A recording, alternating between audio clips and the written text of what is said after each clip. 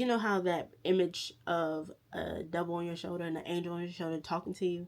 That's literally what it felt like, because in my ear was like, crash your car, crash your car, crash it. Like, just do it. Because why not? Like, what's the point of even doing this anymore? Just crash your car.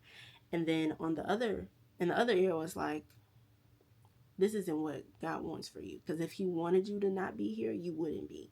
God, you call me by my name. The love you give me, I just can't deny. Yeah. No longer blinded, I can see you. The video you're about to see is a video I recorded in the later part of July of 2024. It is currently September 2024, so I am delayed in posting it, and that's because of the way I've allowed the enemy to kind of creep into my mind and delay my progress and telling me lies of, like, this video isn't really a good quality. It's not going to be beneficial to anybody. Nobody's going to listen to it. And, you know, it's nothing that needs to be shared for real. And I watched the video back earlier this week, and the devil is a liar, okay? Because the video is good quality. The video is, really containing things that people do struggle with, and especially with it being September, which is Suicide Awareness Month. I think it is a very on time video, and I am going to remain obedient to the Lord and post this video and just share a little bit of what He's done in my life the last few years. So I hope you enjoy.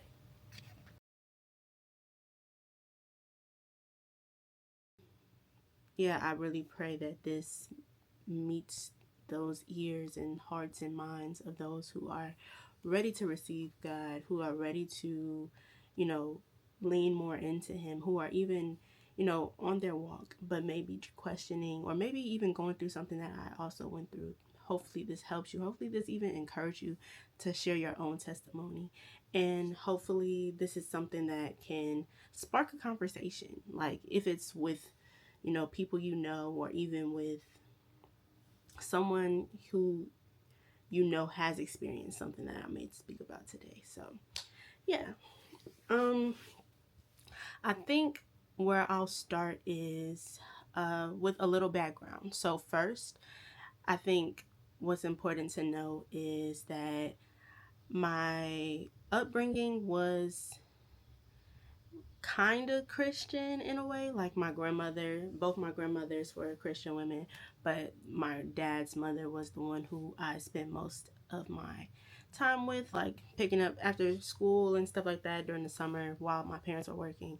We were often at her house, and she was a woman of faith. She was a teacher, gifted in teaching, and she just taught me a lot about God. Just that was my foundation for learning about Christ and about Jesus and just what it means to be a Christian. So, and also I went to a Christian school for grammar school, not all of grammar school, but for my junior high and uh, like first grade. But I went to a Christian school where I learned a lot about like the Bible, like a lot of contextual things that and events that would happen in the Bible. So it was Bible classes and stuff like that, memory verses, things like that kind of a Sunday school for kids, but throughout the course of our curriculum. So, with that context, I'll go ahead and get into just my life before 2019. So, um, before 2019, I went to Christian school and everything, so I knew about Jesus. I believed in Him. In I believe that God loved me, that He created me for a purpose, that, obviously He's sustaining my life. He's letting me wake up in the morning. He's allowing me to have food on the table and clothes on my back and shoes on my feet, stuff like that. The everyday things I was aware that He was providing for me. But I never really acknowledged Him in all the aspects of my life, if that makes sense. So if I were to have a problem or if I ran into like a hard time where I was struggling with something, maybe emotionally or even like struggling with something just like going through hardships as a middle schooler, junior high schooler to teenager, stuff like that. Like, you know, those different struggles with life that you may have. And it's just like my first resort wasn't him. He was honestly usually my last resort, and not very much so someone I turned to. That was often like my routine of things, like turn to something that was according to the world, you know, what aligned with what I was going through. Like, you know, breakup songs, all this stuff, you know, whatever drama series that may be, uh, you know, showcasing that same type of behavior and what would happen when somebody like crazy ex story, like stuff like that, that just wasn't at all a reflection of God. And I just know that throughout that time now, that throughout that moment, those moments of my life, I know that God was like, hey, I'm right here. Hey, I'm right here. You know, you can turn to me. And I would acknowledge, I would pray, I'd be like, Lord, please help me. And then I wouldn't allow for his process to process. I would be like, Lord, help me. And then resort to my old ways of doing things. But, so that was my trend of things. And, in 2019, January of 2019, um, I don't. It was. I was a. So I was in college, but I was back home for winter break. So January 2019, still home from winter break, and I was watching sermon series because I was into watching church. You know, watching watching series and stuff like that. But I didn't have a church home or anything. I was just watch online, right? And for a like it was a time during 2018 that I really started getting into watching sermons, and it was because Transformation Church Mike Todd, the Relationship Goals series was becoming viral. So a lot of clips were on Facebook, Instagram, all the reels and everything. So I was just like, oh, what is this about? Like, so I started tuning into that, and then after a while, you know, I was inconsistent with it, but I would watch whenever it was like, okay, yeah, you know, let's see what this is talking about today, what this message is. So in 2019, January 2019, there was a sermon series going on at Transformation Church. I cannot remember what the series was, but I know that Pastor Charles was preaching it. And say what you will about Transformation Church, they're gonna show up a lot in this storyline, okay? So say what you will. But hey. Um I was watching that series, or it was a sermon in that series that I watched that Pastor Charles had done, and he was talking about like suicide and his just story and his testimony of how he's battled with that, and really it really spoke to me because, and it caught my interest because that was something I've dealt with like throughout my whole like middle school, grammar school.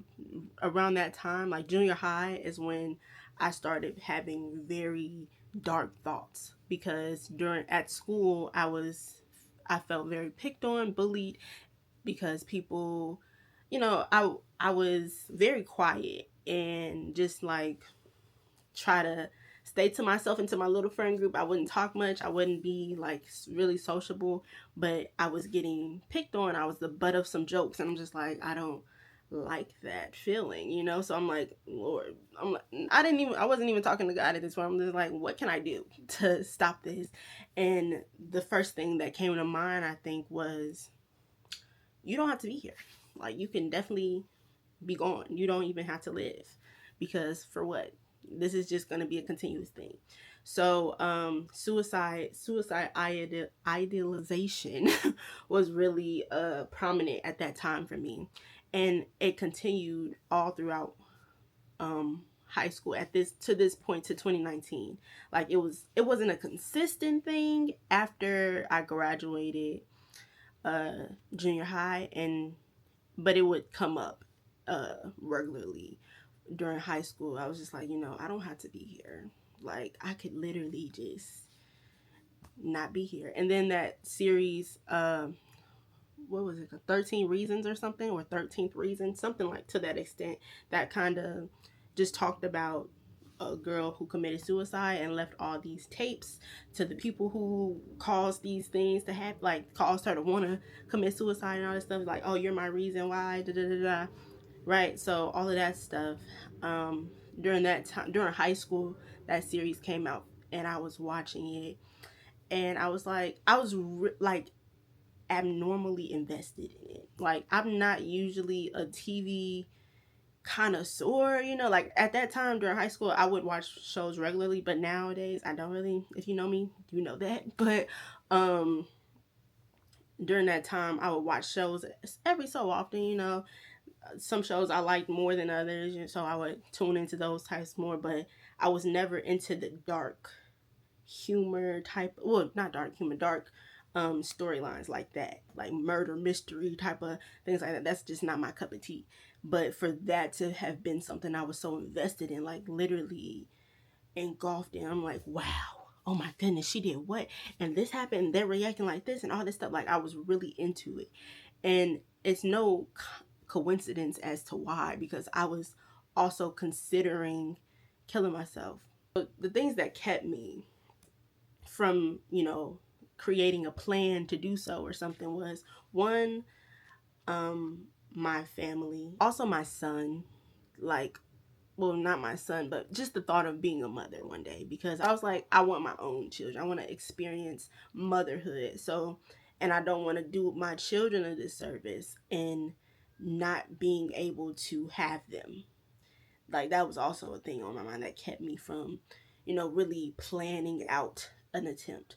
And also the fact that I don't like pain. So I was just like, I was watching 13 Reasons or whatever, and I was like, she slit her wrist. That wouldn't work for me. Mm-mm. I don't like the blood, and I don't like the pain of it. So I don't even like getting a paper cut. So how's that gonna work?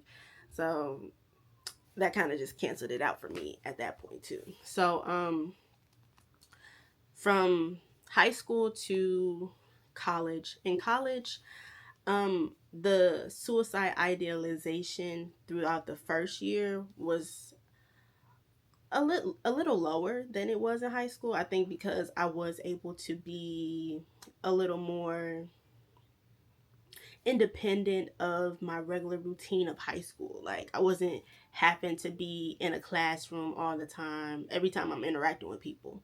Like, it wasn't have to be in a school setting, if that makes sense. Because, you know, if I felt like I felt a way about the way somebody might view me or treat me, I could remove myself from that place at that time. Like, if it was a classroom thing, then I could move my seat. It's not a assigned seat, nothing like that. As it was in like high school settings, or a school, a more not lower education, but high school, and between middle school and high school time. So that was something. But when I watched that sermon in January of 2019, at the end of every broadcast, or at the end of every sermon, that's when it's closing up, they offer Christ to you. And though I had been watching for a while, I've been watching, and I'm like, yeah, I'm thinking that because I believe in God, because I believe in Jesus, because I believe He died for me, that I'm automatically saved. But in that sermon, Pastor Charles was really breaking down what salvation was, and how it was that Jesus saved him, and what that really meant. And not just like the baseline, oh yeah, I know that Jesus is Lord, I know that Jesus is my Savior. Like, but what does that mean in your life, though? Like, that's the type of revelation I came to in watching that sermon. So at the end of that series, well, not series, the end of that sermon, I gave my life to Christ officially, and said, yeah, you can have all of me. All of me. I don't want any of this suicide idealization. I don't want any of these things that I've, harbored in my heart, like anger or grudges, anything like that. Like, I don't want it. You can take it. You can have it all. And if you want me, you can have me. That's basically the exact thing I said to God, because I'm like, if you want me, You can absolutely have me. So that was January 2019. February, before February, of course, we went back to school. I went back to my college campus, and at the time, I had a boyfriend and everything, so and we dated throughout college, right? So prefacing that. But in fast forwarding to March, I was like, throughout this time, I'm like, yeah, I'm going to completely walk with God. Like, I'm like, yeah, I'm in it for real. Like, I don't want my own way. I want God to have his way. And I was being really consistent in reading my word. I was being consistent in praying. I was journaling a lot. Like, and I have the journal so I read over some of the things I was talking about, and it was really, you know, just wanting to overcome these things that have bound me so long. So, and also just wanting those were around me to also be on the right path for, what God had for them and calling them to. So, throughout this time, I'm reading, being consistent, and then in March, I missed a period. So I found, like, I was wanting to be dedicated, but there were still things that I didn't let go because I'm like, oh, you know, God can have me, but like I'm gonna keep this. That's the type of way I was walking. Like I'm giving my life to you, but not all of it. I'll keep this thing over here, but all this you can have. So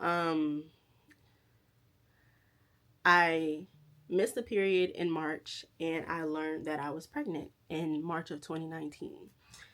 And I was panicking because I'm a freshman in college at this point. I am, just getting started with my entire college career. I'm just getting my foot and getting really comfortable being on campus and everything. And I'm like, what is going to happen now? I'm like, what can I do? Because at this point, I'm 19. I don't want to be a parent at this point. Though I want kids, I don't want to be a parent at this time. I don't want to have to be, you know, stopping everything and having to leave campus and having to be, I was being very selfish in my thought process because I didn't think about what it was that God can do with that. So in the end, I ended up having an abortion, and that was, I felt absolutely terrible.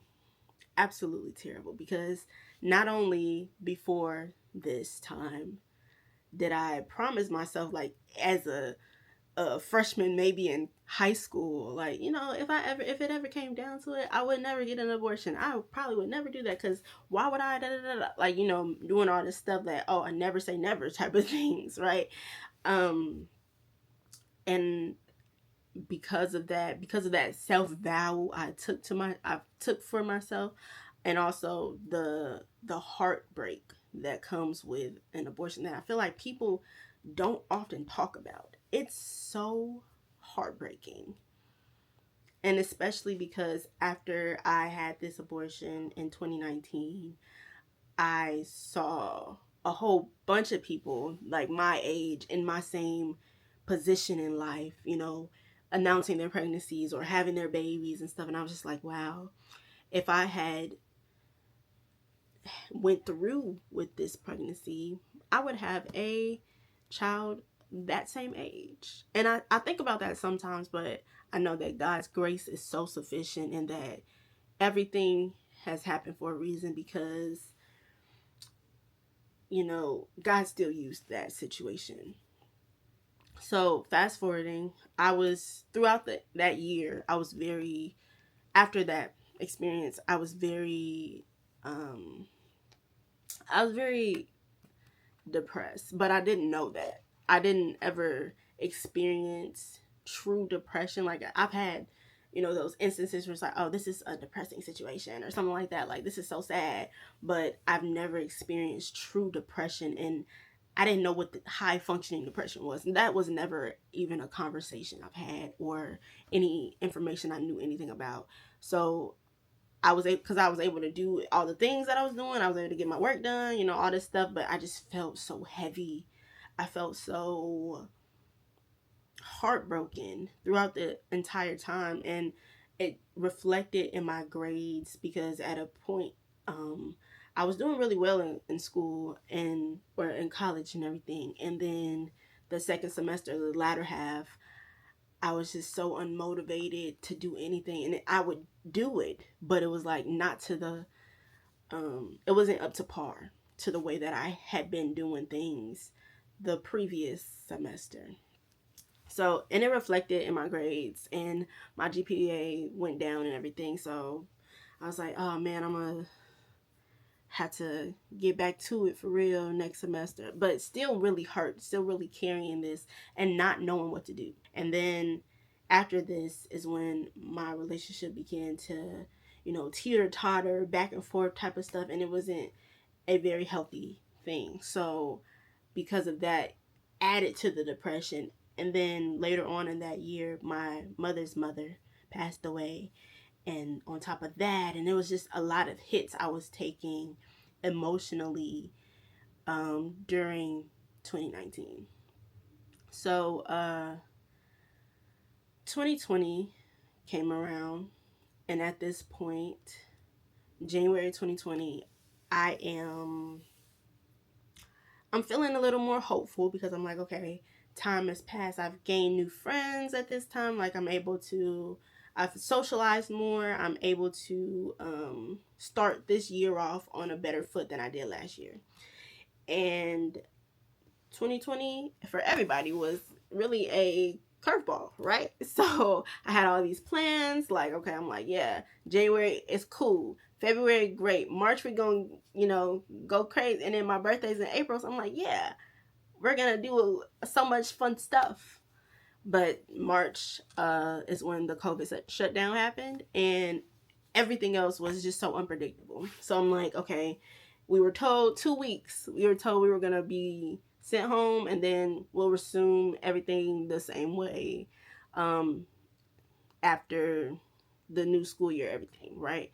And it was supposed to be a 2 week shutdown, but that 2 weeks, it turned into some years. So during this time, during COVID, for me, it was very reflective because I was battling depression still actively, but I didn't know this, right? So I'm like, okay,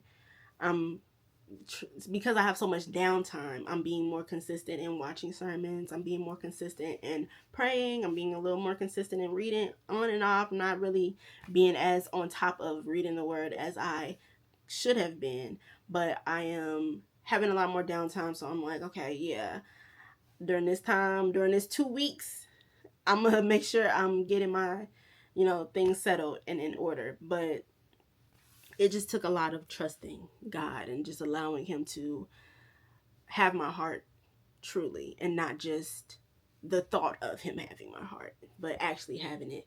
So 2020 was I took a hit also in 2020, like many people did, because my my grandmother passed away. My dad's mom passed away at the end of 2020. And at this time, it was in November. So at this time, I was away at school. I was an RA at the time. I was doing a lot. I was very active on campus. And then and before she passed away, I just seen her like the week before because it was her birthday, and I went home to celebrate with them, everything. It was great.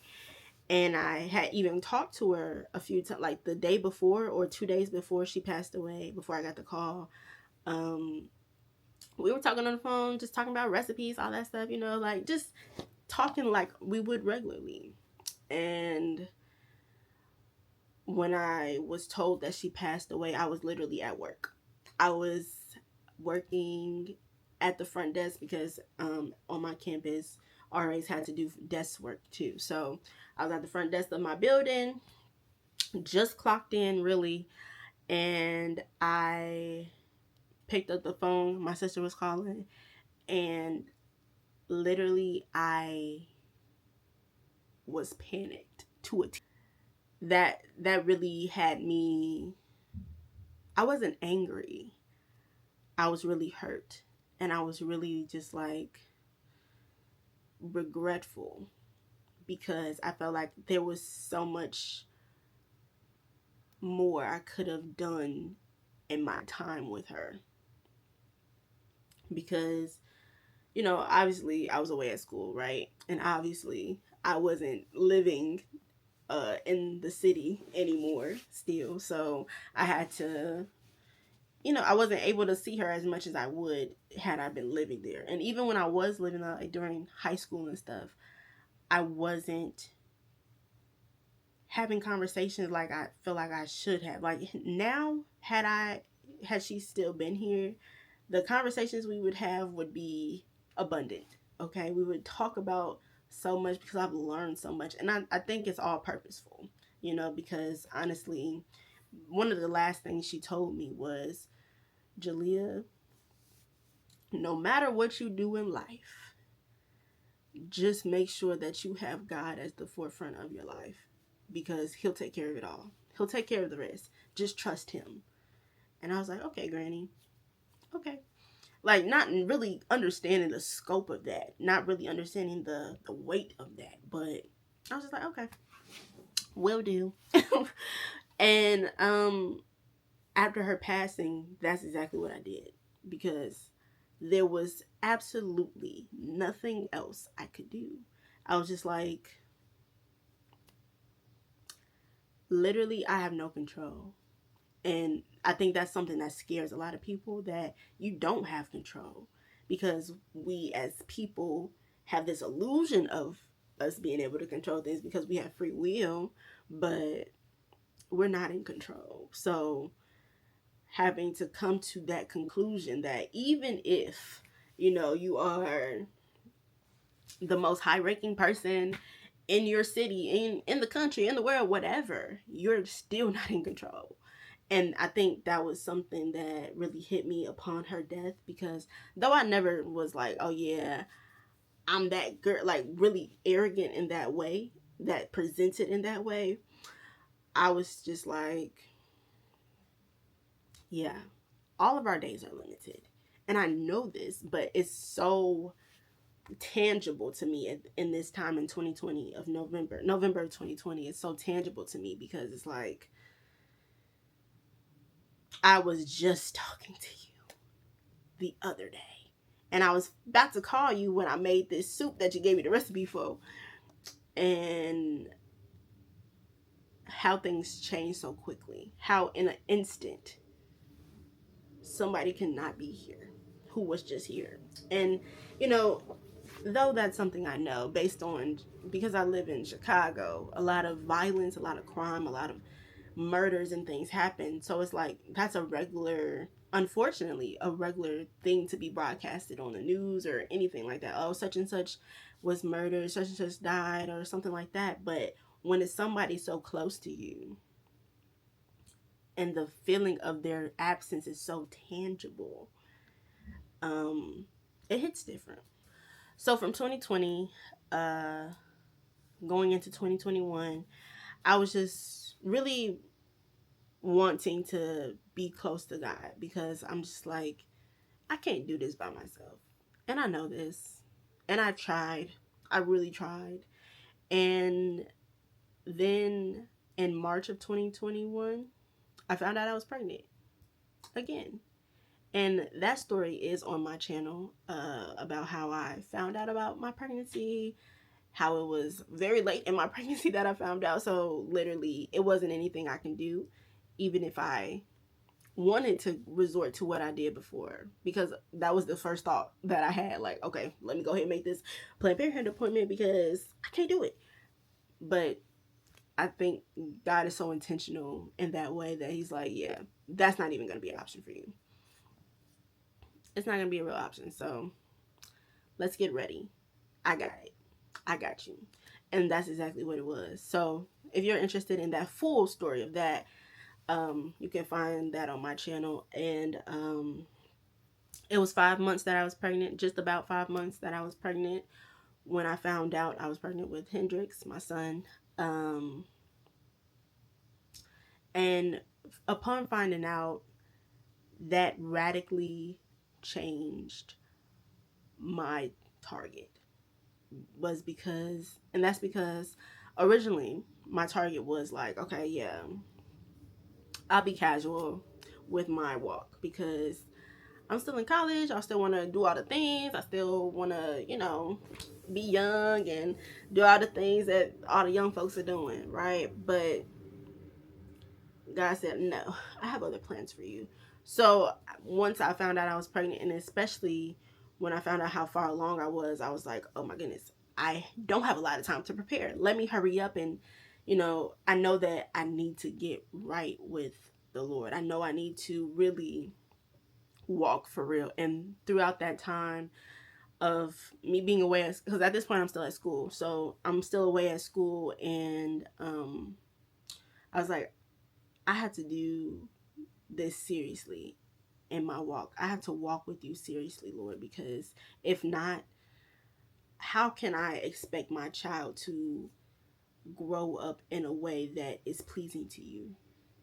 And you've given him to me. You've hidden him from me just long enough for me to not make a terrible mistake that I did before. So,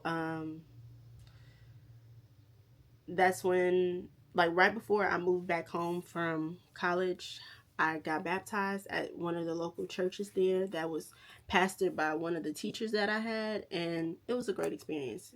I went by myself. I got baptized, and at this time, of course, I'm pregnant, so, and I'm showing, and I'm like, it was just a beautiful moment, honestly, because it was a rainy, really rainy, cloudy, stormy day. And when I got baptized, literally the moment I went into the water and came up, the clouds started to part, and the sun was just beaming. And I'm like, wow, Lord, wow. And then, yeah, I went home and started preparing and really being intentional. And though it was definitely a walk, a journey to get to where I am now, because it was just it was just a lot to go through, you know, throughout postpartum depression, throughout different relationship challenges, throughout a lot of self doubt and just challenges in those ways, and not really being in a place that I wanted to be in, to be in the situation that I was in. It was hard for me because I've often had this ideal situation and circumstance for how it would be that I have my family, how it would be that I have my first child, how it would be that, I had this on my own plan. And because it wasn't going that way, I was really discouraged. And that was something God really, addressed with me. And we've been walking it out, right? So I think the biggest thing of this testimony, of my testimony, is in 2023. So at this point, my son is, he's going on 2 years old. So he's 2023 was when my life started to shift and transition after having had my son. Because in January, I'd gotten a job interview with the first job that I would be working after having my child a year and a half ago. So God really provided for me and allowed me to not have to work for a year and a half of his life. So I was able to be home and really be fully and attentive to him, which was such a blessing. And so in January, I had my interview, and I was able to uh, attain that position, which I was very grateful for. Um, and in February, I started my first day. So I had to find a daycare and everything. And I'd been looking for daycares because I was entertaining the idea of a job prior to January. So I found a daycare, and he started going in February. And it was a very big transition for me I'm sure it was for him as well. It was for him as well, but I feel like more so for me because I'm so used to at this point being with him all the time because, you know, stay at home mom things, and I was able to literally be there for everything, and to have to go to work was a little painful for me in that way. But you know, after a while, he got adjusted to being at daycare. He enjoyed it, and I was able to be more acclimated to working again, working regularly again. Um, so it was in April of 2023 that everything really shook for me. So I'm in school at this point. I'm finishing classes online. I'm working, and I'm living with my child's father and everything. And we were together at that point, but middle of April, or not middle of April, right beginning of April, we broken up, but still living in the same place. And um, that was really painful for me. The whole thing was really dramatized and stuff, but it was really painful for me, and just the way that things happened. Um, I won't go into too much detail on that, but it was just a very painful cycle of things that had occurred. And from the point in, it was the beginning, it was like Easter weekend, so Good Friday. Um, the drama of things began, and it was really painstaking for me because I didn't know that I had this idol of marriage, and I really did. Like, I'm like, and it would elevate whatever anger I felt or whatever situational disrupt there was to the plan of marriage that I had. Like, oh, you doing da da da da, so that's why obviously that's gonna hinder us being able to get married, type of thing. And I didn't know that this was something that I had really been operating out of, but it was, and it was very evident. It's evident to me now. But that was a lot of the root of my anger, and I was really um hurt, and just completely felt I felt really betrayed and everything in that way. So, throughout the month of April, and I graduated in May. So throughout April to May, I believe it was May 12th or 13th that I graduated. And from April 8th to May 12th, the anger, the pain, the heartbreak, everything was eating me alive. Like, if you were to compare a picture of me from April 1st to May 12th, I look like I was in the gym, crazy, okay? I was so small. Like, I don't think I really ate a real meal for real, like throughout that entire month. Like, I was so consumed by my anger, by my rage, by my pain, by the heartbreak. It was so debilitating. Like, it was so hard to function normally, but I was still going to work, still doing all the things, like high functioning depression, literally. And all at the same time, crying daily, crying myself to sleep, crying whenever it was just like a moment to myself. I'm just hurt and trying to conceal it the best I can, to be strong for my son, to be able to, be at work and not have to answer any questions. Oh, what's wrong? What's going on? What's going on? All this stuff. Like, I didn't want to deal with that at all. So, it was just painful to go through, and I did it a lot by myself because I didn't talk about it with anybody. Like, my close friends knew some the things that was happening, but I wasn't going into detail as to the rage and the anger that I was experiencing. So, yeah, in May of 2023, at this point, I was really still hurt, but it was a lot of false hope happening in this situation with my ex. And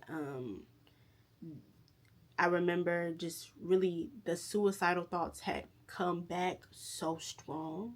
Like it's never been that way before. Like I remember the suicidal thoughts came back so strong, and it was one night that I was just laying in bed and I was just like, Lord, please take my life, because I don't want to be in this situation. And if you see it fit that I cannot make it through this, take my life. I don't want to wake up in the morning. My son will be okay. Just make sure he's cared for and loved, and know that I love him. But I can't keep doing this. So I prayed that, and I went to bed. And the next morning, my son woke me up, I think, and I just took a deep sigh, and I was like, okay, Lord, you woke me up. You allowed me to see another day, so what are we doing? Because I can't keep this up. Like, been had I not been in the place that I was in, like for the last month, like if I had continued to be in the place that I was in for that April to May 12th span of time throughout the rest of the year, I would definitely be hospitalized because of just the nutritional, the physical toll that it took on my body. But I was like, okay, Lord, all right. And then May 28th, it was a lot of false hope. Like I said, I'd started off with a great day. I was supposed to go out. I went out with my friend for her birthday, my friend from high school, for her birthday and everything, celebrated with her. I had gone to church earlier that morning because it was a Sunday. And then my ex and I were supposed to go out. And, it was supposed to be like a rekindling, rebuilding thing. And I still had this idol of marriage, right? So I'm like, okay, cool, yeah. We're going to get this together and it's going to work out. And it didn't work out the way I wanted it to. Like, he'd ended up leaving me and going somewhere that I told him if he goes there, it's over with. Like, we can't continue this. Like, it can't keep on happening this way. But he decided to go anyway. And I texted some of my friends who were nearby, like in proximity to where I lived. And I went over to I was headed towards Indiana. So I was going to Gary area, like Maryville area. If you're familiar, then that's not far from each other. So I was on my way there, and as I'm driving, I'm just like, Lord, because at this point I have a gospel playlist or a worship playlist that's Christian music, but it's not necessarily like the traditional gospel music. So I'm playing that. I'm like, Lord, I can't do this. I don't want to be here. Like, I literally don't even feel like it's even necessary for me to be here. Like, is this a mistake? Did you mean to take me? Like, I know you don't make mistakes, but like, man, can I not be here, please? So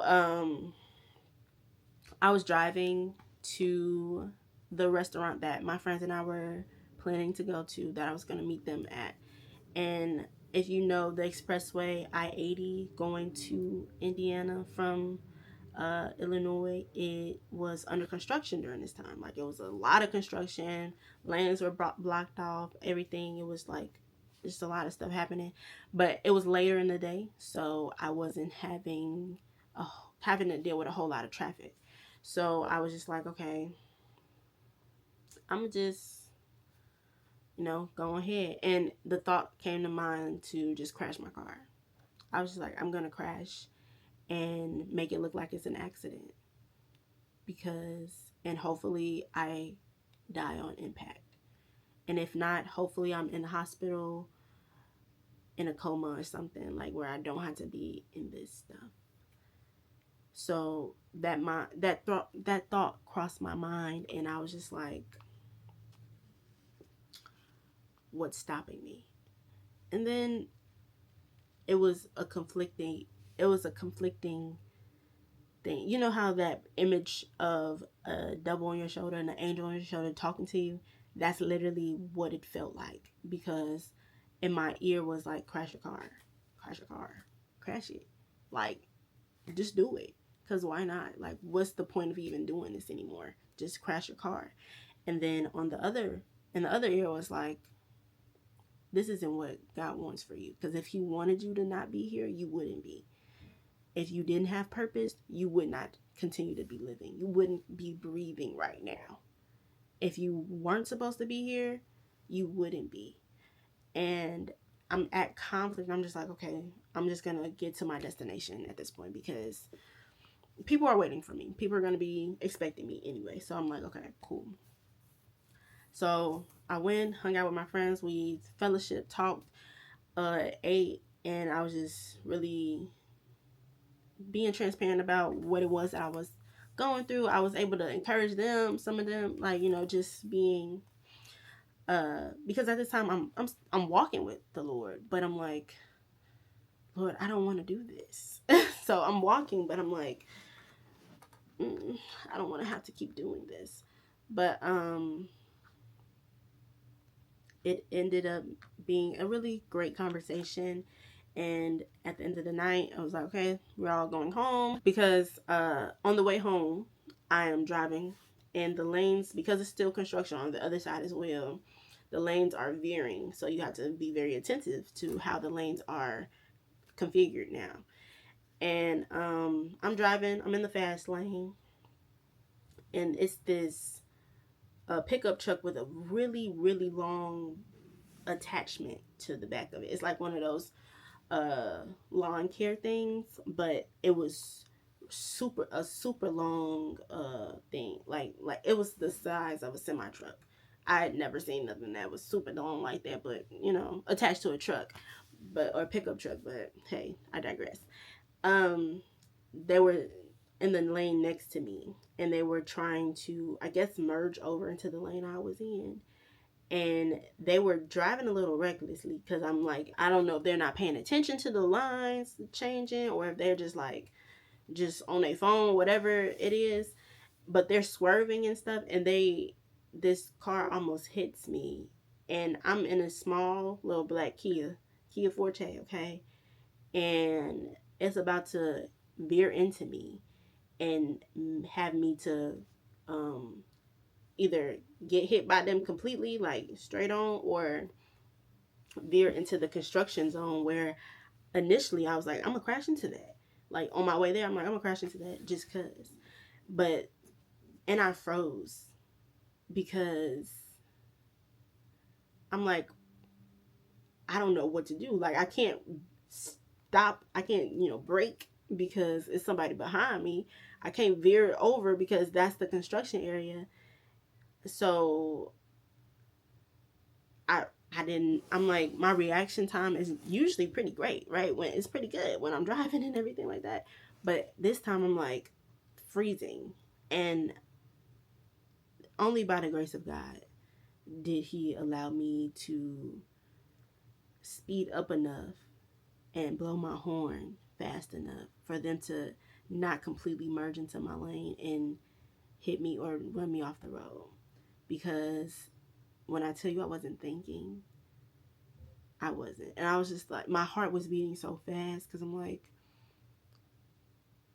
Lord, I was literally the same way that I was finna, try to swerve into there earlier and crash into some of them construction things, is exactly what I would have had to do had Jesus not stepped in and literally taken the wheel. Because it was just a real wake-up call for me. It was like, yeah, the enemy wants you out of here, girl.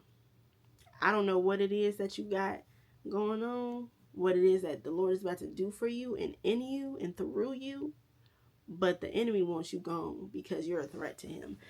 And that's obviously very clear to me at this point. So I'm like, okay. I'm like, Lord. So when I made it home, I was just like, okay, Lord, for me to be able to do what it is that you're calling me to do, what it is that you're putting in me to do, and through me, whatever it is you wanted to do in me, for others, and through me, I need help. I need your help because I cannot do any of it by myself. I've tried. I can't do it. So from that point, the Lord just started working on me and working on my heart, because that next day was a Monday. So I had to go to work that morning. And on my way to work, I was just praying, because at this point, my job is like 10 minutes away from my house. So I'm driving and I'm like, Lord, what do I need to focus on in order for you to be able to move and to work in me and to heal me? Please heal me, because I'm so hurt. I'm so broken. I'm so in pain. And literally, the only thought that popped into my mind, the only word was forgiveness. And I was like, forgiveness. Okay. That's very unnatural. Because how am I going to forgive somebody who's really mistreated me? Like, how am I do that? I was like, Lord, are you sure I'm the one? Like, I know I need to forgive him, but I'm like, how's that gonna look? So when I got into the office, I went to YouTube and I typed in sermons on forgiveness, and the first thing that popped up was the Transformation Church series, Forgiveness University. And again, say what you will about Transformation Church and about Pastor Mike Todd, but that series literally saved my life, because it was only through forgiveness of myself, forgiveness of others for things that's happened years ago, things that I even forgot about, but I was still holding on to, but I didn't even realize it, you know. The only way I was able to get any progress made, any relief, was to forgive. And that's exactly what the Lord was walking me through. That series is I believe 18-part long series.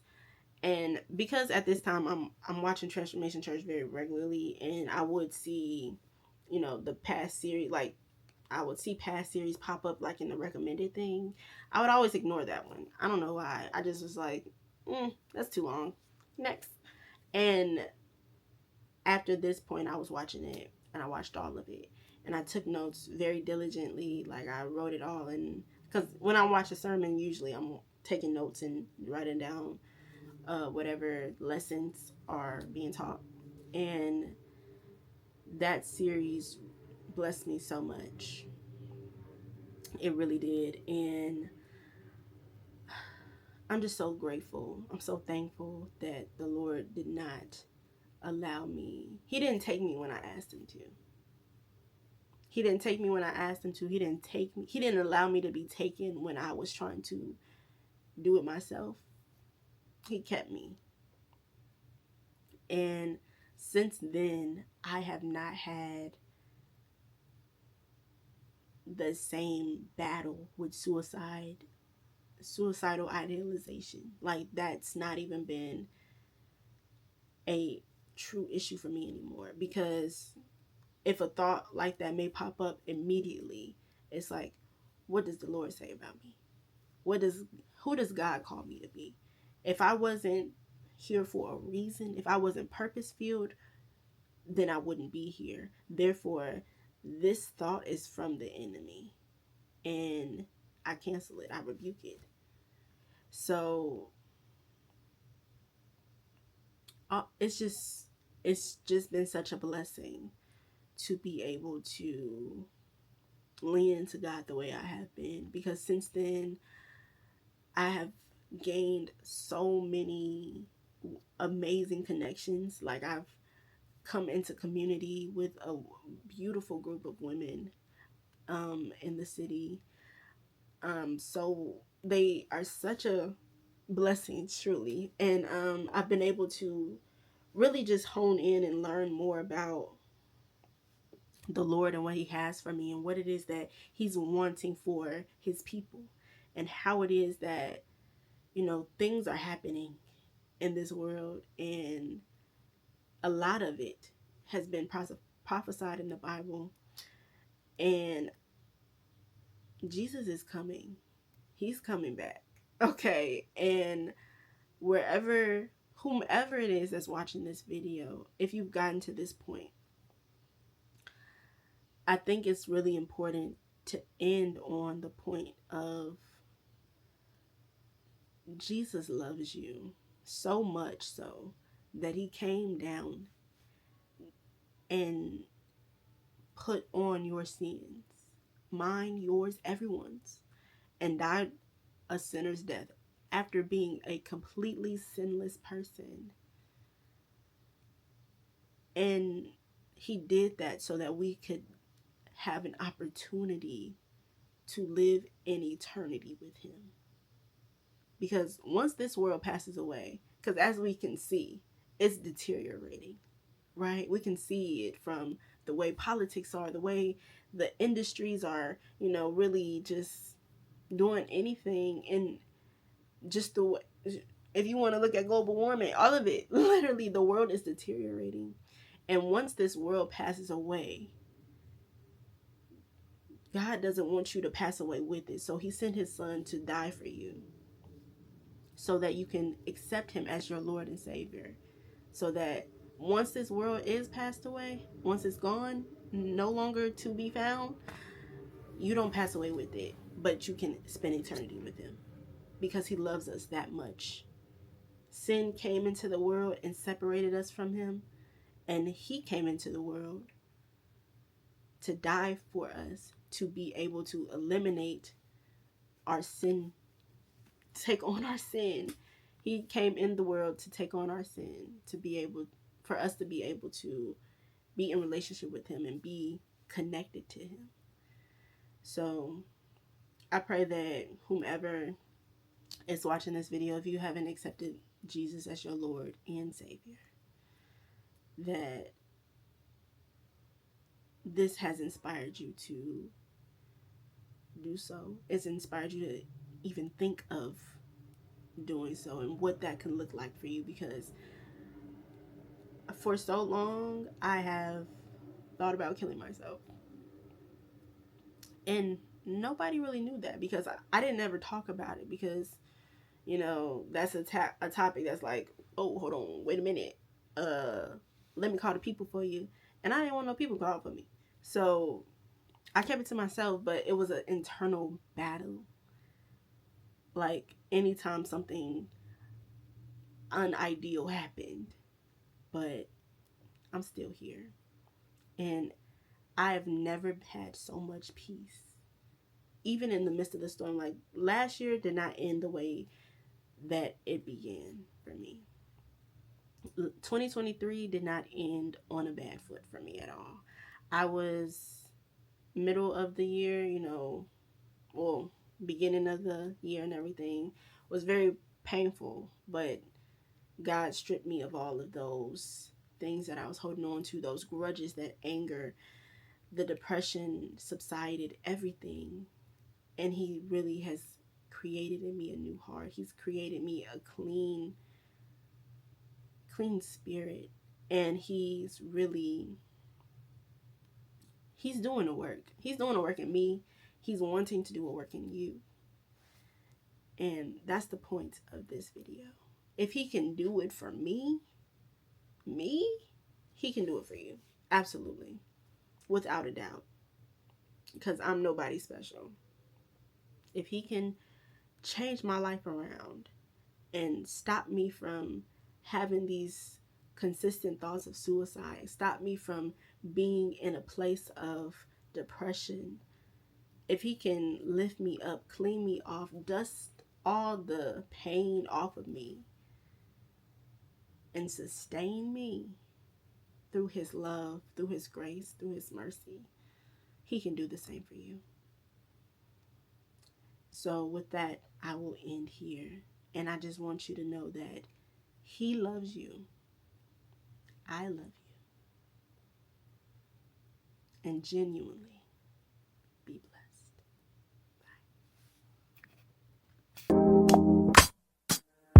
God, you call me by my name. The love you give me, I just can't deny.